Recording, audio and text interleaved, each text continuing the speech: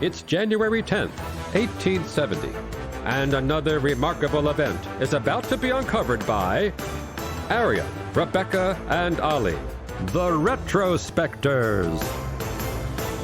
For well over 100 years now, the name Rockefeller has been a byword for extreme wealth. And it was today in history in 1870 that the man himself, John D. Rockefeller Sr., by most estimates the richest American in history, took a major step along the path to enormous riches by forming Standard Oil, the company which would soon establish almost total dominance over the world's oil and make him the world's first billionaire. He'd been in this game, the oil game, for a while to get to this point, although as an oil refiner, not as an oil digger, because oil had begun to be tapped at source for the first time 11 years prior to this, in 1859.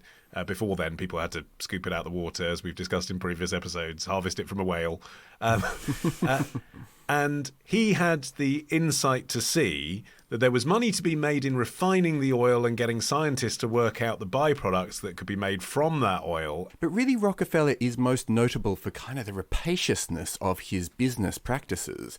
In the introduction to The History of the Standard Oil Company by a historian called David Chalmers, it says, John D. Rockefeller and his associates did not build the Standard Oil Company in the broad rooms of Wall Street banks. They fought their way to control by rebate and drawback, bribe and blackmail, espionage and price cutting, and perhaps even more importantly, by ruthless, never slothful efficiency of organization and production. Yeah, I mean, well, he came into the oil industry at a time of wild instability, massive ups and downs. Oil refining was almost a cottage industry. There were lots of independent people who wanted to get into this new oil business, and so they set up their own refineries, and it reached a point that there was more refining capability than there was oil being produced. At this time, almost all the oil in the world was coming from the USA, and almost all of that was coming from a handful of oil fields in Pennsylvania. There hadn't been any of the, Texan in a big Stetson hat hits the ground and oil comes gushing up. None of that had happened yet.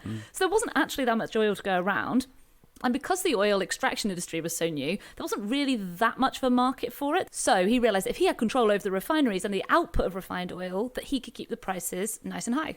Yeah, but there's also quite a lot of vision and risk, which, it's easy to see from this vantage point, obviously, that investing in oil was a good idea. But bear in mind, cars hadn't been invented yet. So initially, this was a lamp play.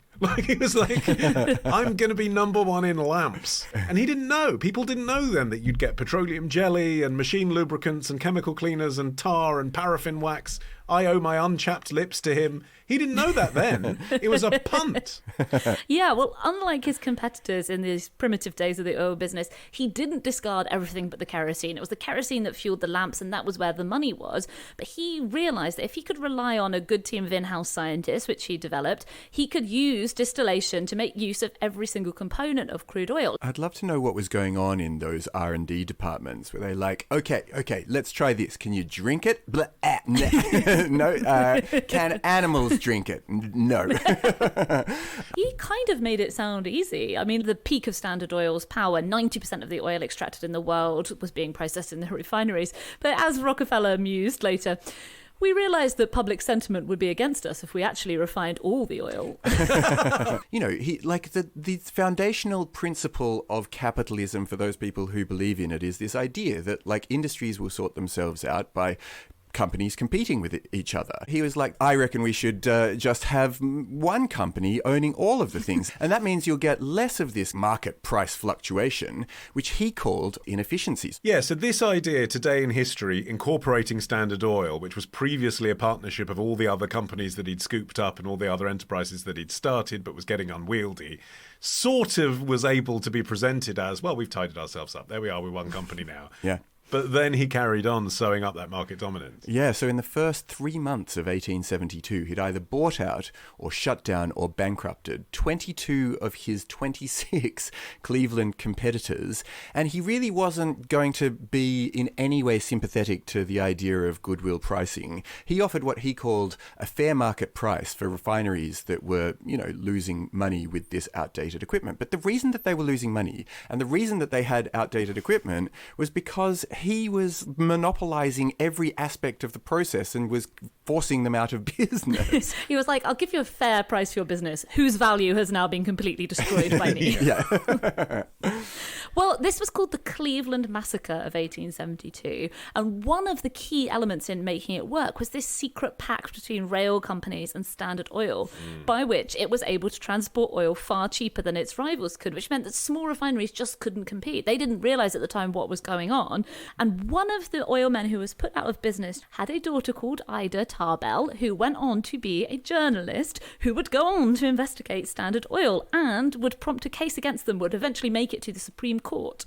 Yeah, she basically devoted her career to pieces on Standard Oil, didn't she? But very, very successfully, to the point where, although by the end of his life, if you ask most Americans who's Rockefeller, they'd probably, through the sheer billions that he'd invested in philanthropy, had mentioned his charitable efforts.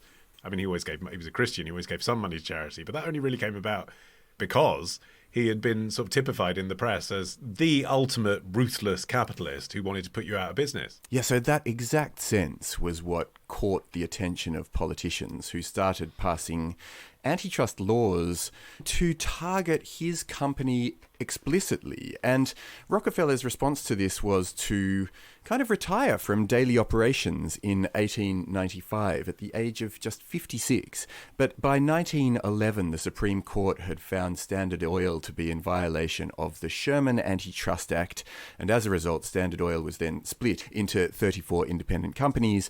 But these are the companies that we know today, including the likes of Chevron and ExxonMobil and so on. And actually, the court-ordered breakup actually made Rockefeller hundreds of millions of dollars because he continued to own a quarter of Standard Oil's stock, and each individual piece of his company was worth just a little bit more than the whole. And so as each bit was sold off, he got more and more rich. Yeah, he got to stay on the board. And then some of them merged with each other. That was allowed. Yeah. So then he got to benefit from that as well. Yeah, I mean, seeing as the point of the Supreme Court ruling was to break down the dominance of Standard Oil, and then you see that some of these, these defanged new companies became ExxonMobil and Chevron, and others became part of Shell and BP. It was like, mission accomplished, I guess.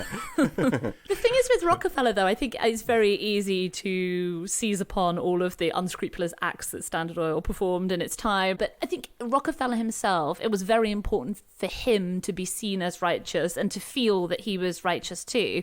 I mean, as you mentioned, Olly, he was a Christian and he did give a lot of money to charity from the off, even from his very first profits. As a young man, he gave 6% of his salary to charity, etc. And that seems to be rooted a lot in his childhood. His father, William, was this real character. He was a travelling salesman, an occasional con man, and he wasn't above selling a bit of snake oil on the side as well. I mean, all three things you've just labelled him as, you could have just said homeopathic doctor. I mean, that's what he was, wasn't Yeah. Yes, although he did have to move around a lot in order to keep selling it, which I feel is the definition of the snake oil salesman.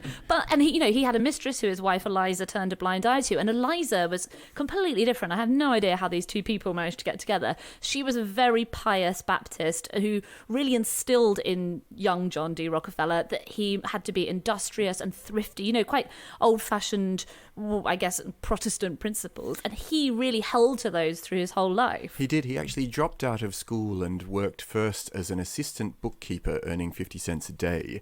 And it's this really massive, pivotal moment in his life where, for the rest of his life, he celebrated it as Job Day. It was like more important to him even than his birthday, which, by the way, he had quite a lot of. He lived to 98 years old.